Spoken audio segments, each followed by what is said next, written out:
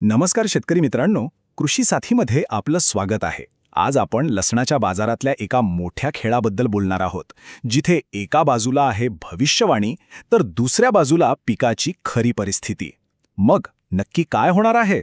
चला या सगळ्या गोंधळातून मार्ग काढूया. पण हो, सुरू करण्यापूर्वी एक आठवण. अशा जबरदस्त विश्लेषणांसाठी आपल्या कृषी साथी चॅनलला सबस्क्राईब नक्की करा. हाच तो लाख मोलाचा प्रश्न आहे जो आज प्रत्येक शेतकऱ्याच्या आणि व्यापाऱ्याच्या डोक्यात फिरतोय. बाजार खरंच 300-500 रुपयांची उसळी घेणार आहे की ही सगळी निव्वळ हवा आहे? चला ह्या प्रश्नाच्या मुळाशी जाऊया. चला तर मग आपल्या या कहाणीच्या पहिल्या भागाकडे वळूया. बाजारात सध्या काही अशा भविष्यवाणी आणि चर्चा सुरू आहेत ज्यांनी अक्षरशः बाजाराचं वातावरणच ढवळून काढलं आहे. आणि ही चर्चा सुरू कुठून झाली तर गोठडा माताजींसारख्या प्रतिष्ठित ठिकाणाहून भविष्यवाणी आली आहे. जेव्हा अशा ठिकाणाहून काही सांगितलं जातं तेव्हा लोकांचा विश्वास बसतो की भाव प्रचंड वाढणारच. आणि एवढंच नाही तर इतरही काही संतांनी तेजीचे संकेत दिल्याने या आगीत आणखी तेल ओतलं गेले. आणि याचा परिणाम काय झाला? बाजारात एकच खळबळ उडाली. फोनवर फोन येऊ लागले. खुद्द जितेंद्र खुराना सांगतात की त्यांना थेट फोन येऊ लागले. काय खरंच भाव 500 रुपये होणार आहे का? लोकांमध्ये एक प्रकारची घाई आणि थोडी भीतीही निर्माण झालीय. ठीक आहे, तर ही झाली भविष्यवाणीची बाजू. पण आता या सगळ्या चर्चा बाजूला ठेवून जमिनीवर काय परिस्थिती आहे, पिकाचं खरं चित्र काय आहे ते पाहूया. कारण कोणताही निर्णय हा नेहमी तथ्यांवर आधारित असावा, बरोबर ना? तर महत्त्वाचा मुद्दा असा आहे की चित्र पूर्णपणे एकांगी नाहीये. एकीकडे मध्य प्रदेश आणि राजस्थानसारख्या मोठ्या राज्यांमध्ये 20 ते 30% पिकाचं नुकसान झालंय, हे खरं आहे. पण दुसरीकडे उत्तर प्रदेश आणि हरियाणामध्ये पीक एकदम जबरदस्त दमदार आलं आहे.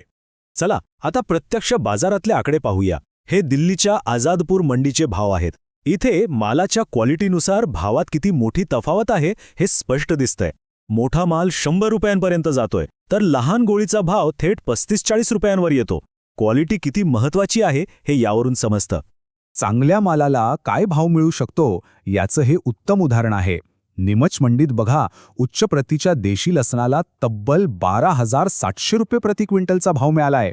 म्हणजे बाजारात चांगल्या मालाची मागणी आहे आणि पैसाही मिळतोय. आणि थांबा, इतकंच नाही. नीमचमध्येच उटी लसणाने तर कमालच केली. तब्बल 16,000 रुपयांचा टप्पा गाठलाय. यावरून एक गोष्ट अगदी स्पष्ट होते की प्रीमियम क्वालिटीचा माल असेल तर त्याला अपवादात्मक दर मिळतात. बरं, आपण भविष्यवाणी बघितली, पिकाची परिस्थिती बघितली, भावही बघितले. पण आता सगळ्यात महत्त्वाचा प्रश्न, पुढे काय? माल स्टॉक करायचा का? आणि करायचा असेल तर योग्य वेळ कोणती? बाजारात एक शब्द खूप महत्त्वाचा आहे, तो म्हणजे चेका लगा हुआ माल. सोप्या भाषेत सांगायचं तर डागाळलेला, खराब झालेला लसूण जो साठवणुकीसाठी अजिबात चालत नाही, असा माल खरेदी करणं म्हणजे स्वतःच्या पायावर धोंडा मारून घेण्यासारखं आहे. मग स्मार्ट रणनीती काय असायला हवी? तज्ज्ञ सांगतात 3 गोष्टी लक्षात ठेवा. पहिलं, मालाची क्वालिटी तपासा. चेका माल अजिबात नको. दुसरं, माल पूर्णपणे कोरडा होण्याची वाट पहा. आणि तिसरं आणि सगळ्यात महत्त्वाचं, 15 एप्रिल नंतरच साठवणुकीसाठी खरेदीचा विचार करा. कारण तोपर्यंत मालातला ओलावा व्यवस्थित निघून गेलेला असेल. आणि हो, आणखी एक महत्त्वाची गोष्ट, फक्त माल साठवून गप्प बसायचं नाहीये.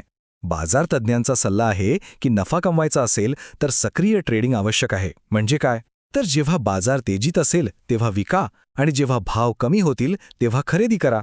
चला आता या सगळ्या चर्चेचा समारोप करूया. पुढच्या वर्षाकडे बघताना यशाचा मार्ग कसा शोधायचा ते पाहूया. एक गोष्ट नक्की आहे, हे वर्ष लसणातून कमाईचं नक्कीच आहे, पण फक्त त्यांच्यासाठी जे हुशारीने आणि संयमाने निर्णय घेतील. ही संधी शेतकरी आणि व्यापारी या दोघांसाठीच आहे. तर मग ह्या सगळ्यातून आपण काय शिकलो? 1. संयम ठेवा. दुसरं, अफवा आणि हवाबाजीवर विश्वास ठेवू नका. तिसरं, मालाच्या गुणवत्तेवर पूर्ण लक्ष द्या. आणि सर्वात महत्त्वाचं, कोणताही निर्णय भीतीने नाही तर अचूक माहितीच्या आधारावर घ्या.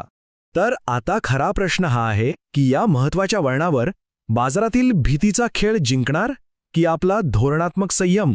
कारण या एकाच निर्णयावर या संपूर्ण वर्षाची कमाई अवलंबून असणार आहे.